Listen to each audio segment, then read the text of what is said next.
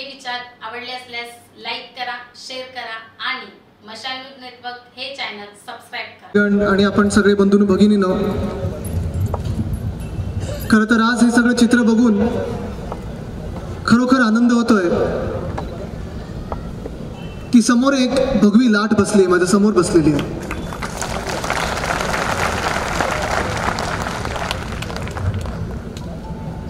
मला माहित नाही किती निवडणुकींसाठी, किती नगर परिषदांसाठी देशाची जेव्हा निवडणूक लागते, लोकसभेची निवडणूक लागलेली आहे, उमेदवार जाहीर झालेले आहेत, प्रचार लवकरच सुरू होणार आहे आणि त्याच्या आदल्या दिवशी नगर परिषदेच्या निवडणुकीसाठी शेवटच्या दिवशी स्वतः मुख्यमंत्री साहेब येतात। हे किती असे प्रसंग असतील मला माहित नाही, पण याचा अर्थ एकच होतो की सरकारच्या मनात आणि मुख्यमंत्री साहेबांच्या मनात इथे विकास करणं किती महत्त्वाचं आहे हे सगळ्यांना दिसून येतं। आणि हे खरं म्हणजे मी आत्ता युती झाली म्हणून बोलत नाहीये, पण काही दिवसांपूर्वी जेव्हा आमची अशीच बैठक झालेली, चर्चा चाललेली की ही नगर परिषद आपण एकत्र लढवलं पाहिजे, तिकीट वाटप तेव्हा झालं नव्हतं, आपण एक चाललेलं की एकत्र लढायला पाहिजे, तेव्हा मला मुख्यमंत्री साहेब बोलले की अरे आदित्य, आपण जिंकलो पाहिजे रे कुठच्याही परिस्थितीत, खरोखर तिथे विकास जो आपण करू शकू तो खूप महत्त्वाचा आहे आणि खूप चांगला विकास करू शकू। मला वाटतं ती वेळ आता आलेली आहे, या 24 तारखेनंतर ती संधी आपल्याला पुन्हा एकदा मिळणार आहे।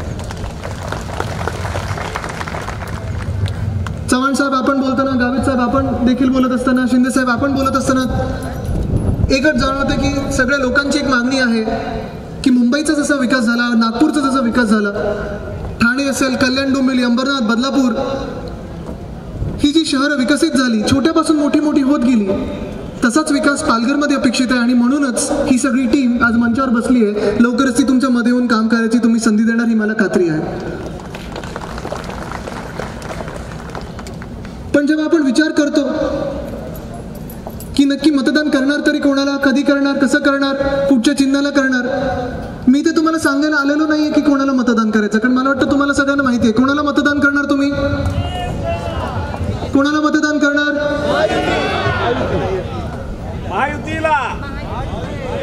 भाजप, शिवसेना, शिवसेना भाजप, आरपीआय ही महायुती आहे आणि आता देशात राजकीय परीक्षा सुरू आहे, देशातली निवडणूक आता लागलेली आहे। आमच्या सर्वांचा पेपर आहे, आम्हाला उत्तरं द्यायची आहेत, लोकांना उत्तरं द्यायची आहेत आणि लोकांनी आम्हाला उत्तरं द्यायची आहेत की तुम्ही मतदान कोणाला करणार। आणि देशातला पेपर आणि हा पेपर, आणि देशात आता पेपर फुटण्याचं वातावरण सुरू आहे, कारण परीक्षा सुरू असताना पेपर फुटतातच, पण हे दोन महत्त्वाचे पेपर फुटलेले आणि त्याचा निकाल मला माहिती आहे, 100% माहिती आहे। विजेता या पेपरमध्ये कोण असणार हे मला माहिती आहे। जर विजेता बघायचा असेल तर आपल्या आजूबाजूला जे झेंडे लागलेले किंवा तुम्ही टोप्या घातल्यात, शिवसेनेचं धनुष्यबाण आहे, कमळ आहे, आरपीआयचं जे चिन्ह आहे, हे त्या पेपरमधलं उत्तर, आणि ते उत्तर हे फुटलेलं देशभरात सगळ्यांना माहिती आहे की वातावरण जे आहे ते भगवं वातावरण आहे। आणि खरोखर जर तुम्ही विचार केलात कोणाला मतदान करायचा, तर समोर जे आपले उभे असतात काँग्रेस आणि राष्ट्रवादी काँग्रेस, नाही आपलं राष्ट्रवादीच काँग्रेस, इतर काय राष्ट्रवाद त्यांच्यात राहिलाच नाहीये।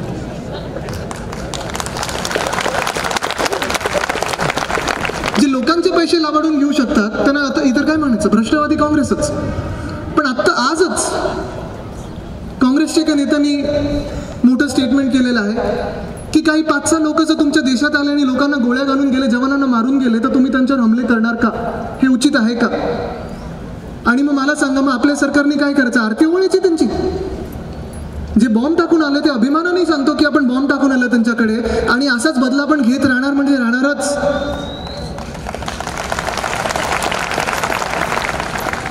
आणि मग अशा लोकांना जर ही राष्ट्राची निवडणूक नसेल, दिल्लीची निवडणूक नसेल, कितीही सांगितलं, आणि हे काही विषय जे असतात, काही विषय आपण राजकारणात आणायचे नसतात, पण ही जर मनस्थिती असेल त्यांची, हा जर विचारसरणी असेल, ही विचारसरणी असेल, तर अशा विचारसरणीला आपण गल्लीपासून दिल्लीपर्यंत स्वीकारणार का, हा माझा तुम्हाला प्रश्न आहे। तुम्ही सांगा, स्वीकारणार का? स्वीकारणार का की त्यांची हकलपट्टी करणार? हकलपट्टी करायला तर लागणारच आपल्याला। आणि म्हणून मी जास्ती वेळ न घेता आपल्याला एवढंच सांगायला आलोय आज की तुम्ही मतदान करताना फार विचार करून करा, कारण ही संधी अशी येत नाही। देशाचं जे काही राजकीय घडामोडी होणार ती सगळ्यांना आपल्याला माहिती आहे, असं कुठेही चित्र नाहीये की कोण जिंकून येणार, आपल्याला सर्वांना माहिती आहे विजय जो होणार आहे तो महायुतीचाच होणार आहे। आणि पंतप्रधान आपले काशीतून निवडून देशातले पंतप्रधान बनणार ते म्हणजे नरेंद्र मोदीजी, हे आपल्या सर्वांना माहिती आहे। तिथे शिवसेना इथे शिवसेनेची आणि भाजपची युती आहे, एकत्र लढण्याचा एक शपथ जी आपण घेतलेली, एकत्र जिंकण्याची शपथ घेतलेली आहे. असं काही युती ही काही नवीन नाही आहे. युती ही काही आत्ता झालेली नाही आहे. गेल्या 25-30 वर्षातली युती आहे. शिवसेनेची आहे, भाजपची आहे. शिवशक्ती भीमशक्ती एकत्र आली आणि शिवशक्ती प्लस भीमशक्ती म्हणजे देशभक्ती हे आपल्याला सगळ्यांना ठाऊक आहे. हे जे काही समीकरण आहे हे देशाला चालवणार आहे हे आपल्याला माहिती आहे. आणि मग पालघरचा जो विचार करायचा असेल, पालघरचा जो विकास करायचा असेल, तर आपल्याला एक ठरवायला लागेल की आत्तापासून जे बटन आपण दाबू ईव्हीएमवरचं, किंवा इथे बॅलेट आहे की ईव्हीएम आम्हाला माहीत नाही, बटनच आहे, इथे बटन आहे, सगळीकडे आता बटन आलेलं आहे. आणि जर बटन आपल्याला दाबायचं असेल तर हे जे काही उमेदवार आहेत, 2 तर बिनविरोध आले त्याच्यात, एक शिवसेनेचा आणि एक भाजपचा, म्हणजे इथे पण समसमान झालेलं आहे बिनविरोध. पण आत्ता गेलीकडे, आणि हे तुम्हाला मी सांगू शकतो कारण इथे खूप कार्यकर्ते बसलेले आहेत. तुम्ही जेव्हा प्रचाराला जात असाल, आत्ता प्रचार होत आहे, पण तरी तुम्हाला लोक फोन करून विचारतील, अरे 1 वर्षापूर्वी तुम्ही पालघरमध्ये वेगळे वेगळे लढलात, एकामेकाच्या विरुद्ध बोललात, भांडणं केली तुम्ही, मग आता एकत्र कशाला? आणि मग त्यांना उत्तर हेच आहे की नवीन ही काही युती झाली नाही, आधीपासून युतीत आपण लढत आलेलो, लढत जिंकत आलेलो आहे. जी भांडणं होती किंवा एक वैचारिक जो काही प्रश्न होते त्याची उत्तर आपल्या सर्वांसमोर आलेली आहेत. आणि मग समविचारी लोकांनी एकत्र यायचं की अविचारी लोकांनी एकत्र यायचं, हा जो प्रश्न आपण घेतला, तर आपण सांगा उत्तर काय मिळणार याच्यात? भगवा आणि भगवा एकत्र आल्यानंतर जी काही ताकद, जी काही एक रोषणाई दिसते आपल्याला, जी काही एक समोर तुम्ही तेज बघताय, हे तेज आज देशभरात फिरणार आहे. ह्याचं उत्तर मला वाटतं कोणी देण्याचं कारण नाही. तुम्ही समोर बघताय तेज, हे तेज आपल्याला पुढे घेऊन जायचं. मुख्यमंत्री साहेब, मी आपल्याकडे एक दोन विनंती करणार आहे की जसं हॉस्पिटलसाठी आपण इथे सांगितलं की आपण लगेच हॉस्पिटल उभारणार आहोत आणि त्याचं काम सुरुवात झालेली आहे, तसंच तरुण मुला-मुलींसाठी मुंबई युनिव्हर्सिटीचं एक उपकेंद्र देखील इथे गरजेचं आहे. कारण जसं कल्याणमध्ये आपण केलेलं आहे, ठाण्यात आपण केलेलं आहे, रत्नागिरीत आपण केलेलं आहे, तसं पालघरमध्ये जर झालं तर इथे खूप फायदा होऊ शकेल. आणि दुसरी गोष्ट म्हणजे स्पोर्ट्स कॉम्प्लेक्स जे आपल्या वचननाम्यात आहे ते तर नक्की करूच.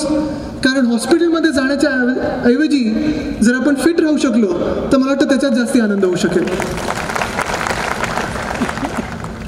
एक छोटंसं उदाहरण देऊन मी इथून आपली रजा घेतो. कारण विकास कसा असायला पाहिजे आणि युतीचं सरकार कसं काम करतंय हे तुम्हाला सांगतो. कदाचित मुख्यमंत्री साहेबांच्या कानापर्यंत पोहोचलं असेल त्यांचं सरकार कसं काम करतंय, जोरात काम करतंय. मुख्यमंत्री साहेब आत्ताच अलीकडे मी दुष्काळी भागात फिरत होतो, सोलापूरच्या आसपास होतो आणि पोखरापूर नावाच्या एका गावात गेलो. तिथे मला निवेदन दिलं गेलं की एक प्रोजेक्ट जो आहे, लिफ्ट इरिगेशनचा प्रोजेक्ट होता, 20 वर्ष पेंडिंग होतं. मधलं जे सरकार होतं 15-17 वर्षाचं, गावकरी थकलेले होते. त्यांनी सांगितलं, साहेब इथे काही लोक येतात, राजकारणी येतात, निवेदनं घेतात आणि निघून जातात. 12 तारखेची गोष्ट आहे, 12 फेब्रुवारीला मी तिथे होतो. तर म्हणलं ठीक आहे, मी बघतो इथे काही करू शकलो का. तर ते साहेब बोलले, नाही बघा, तुम्ही होत असेल तर बघा, नाही तर काय, आम्हाला माहिती आहे राजकारणी येतात आणि निघून जातात, आमच्याबरोबर फोटो काढतात. मी आपल्या एका मंत्र्यांना फोटो पाठवला, तो व्हॉट्सअप केला लगेच. ते निवेदन जे होतं शिवतारे साहेबांना फोटो पाठवला, आपलेच युतीचे मंत्री आहेत. 16 तारखेला त्यांनी मला 15 तारखेला फोन केला, 15 फेब्रुवारीला, 12 तारखेची घटना, 15ला फोन केला की आदित्यजी उद्या तुम्ही येऊ शकता का मंत्रालयात, मी त्या शेतकऱ्यांना पण बोलवलेलं आहे आणि आपण त्याच्यावर निर्णय घेऊ. म्हणलं खरोखर सरकार लगेच निर्णय घेऊ शकतं का एवढे लवकर? 4 दिवसात तुम्ही मला सांगताय, उद्या आपण काय आश्वासन देणार आहे की काम करून देणार? नाही, तुम्ही या उद्या, मग आपण बघू कसं काय करायचं. 16 तारखेला मुख्यमंत्री साहेब, आपले मंत्री तिथे होते, शिवतारे साहेब होते, युतीचे सगळे अधिकारी होते आणि शेतकरी होते सगळे. आणि त्यांनी सांगितलं, आदित्यजी तुम्ही 12 तारखेला मला हा निवेदन फोटो काढून पाठवलेला, आज 16 तारीख आहे, डिझाईन अप्रूव्ह झालेली आहे आणि त्याला कामाला आपण सुरुवात करू. त्याचं टेंडर देखील निघालं. म्हणजे 20 वर्ष जिथे विकास झाला नव्हता तो 4 दिवसात झाला. असंही युतीचं सरकार आहे. तसंच शिंदे साहेब इथे बसलेले आहेत. आम्ही मध्ये धाराशिवला होतो, तिथे देखील हॉस्पिटलचं काम कितीतरी वर्ष, हॉस्पिटलची इमारत बांधून तयार आहे, पण आत काही नव्हतं.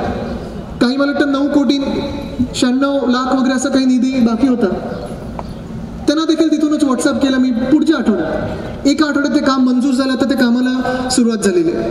आणि हे जे कामाचा वेग आहे आपण जो पकडलेला आहे युतीचं सरकार म्हणून, मुख्यमंत्री साहेब आपण जेवढे महाराष्ट्रात फिरताय, आपण जेवढे महाराष्ट्रात कामं करताय, शिवसेना भाजप, भाजप शिवसेना ही एकत्रपणे नुसतं पालघर नाही पण देशाच्या पार्लमेंटवर भगवा फडकेल ही मला खात्री आहे. आपले सर्वांचे आशीर्वाद असेच राहू द्या, एकत्र काम करण्याची संधी घेऊ आणि पुढे जाऊ. धन्यवाद. जय हिंद, जय महाराष्ट्र, वंदे मातरम. महाराष्ट्र राज्याचे माननीय मशाल न्यूज नेटवर्क या चॅनलला आपण जो अल्पावधीतच भरभरून प्रतिसाद दिलेला आहे तो पाहून आम्ही खरं तर भारावून गेलो. या चॅनलला लाखो लोकांनी आत्तापर्यंत बघितलं आहे. म्हणजे तुम्ही जर हे चॅनल आमचं सर्च केलं, त्याच्यामध्ये अबाउटमध्ये गेलात आणि चॅनलची माहिती बघितली तर आत्तापर्यंत हे चॅनल किती लोकांनी बघितलं आहे हे तुमच्या लक्षात येईल. अल्पावधीतच हजारो लोक या चॅनलशी जोडली गेली. त्यांनी हे चॅनल सबस्क्राईब केलं. तुम्ही जर हे चॅनल सबस्क्राईब केलं नसेल तर या व्हिडिओच्या खाली लाल रंगामध्ये एक सबस्क्राईबचं आयकॉन येईल, ते तुम्ही क्लिक करा. त्यानंतर तात्काळ ते बेलचं आयकॉन येईल, त्या घंटीवर क्लिक करा. म्हणजे तुम्हाला आमचे जे व्हिडिओ येतील, नवनवीन व्हिडिओ जे येत राहतात त्याच्या नोटिफिकेशन तुम्हाला तात्काळ मिळत राहतील. आणि आता हे चॅनल मोठं झाल्यावर, वाढल्यावर आम्हाला हे लिंक पाठवणं शक्य होत नाही. आणि म्हणून लिंक पाठवण्याची अपेक्षा करण्यापेक्षा किंवा तो व्हिडिओ गाजल्यानंतर तो शोधत बसण्यापेक्षा आम्ही जे काही निर्माण करतो ते थेट तुमच्यापर्यंत पोहोचवण्यासाठी तुम्ही हे चॅनल सबस्क्राईब करावं अशी विनंती करतो. धन्यवाद.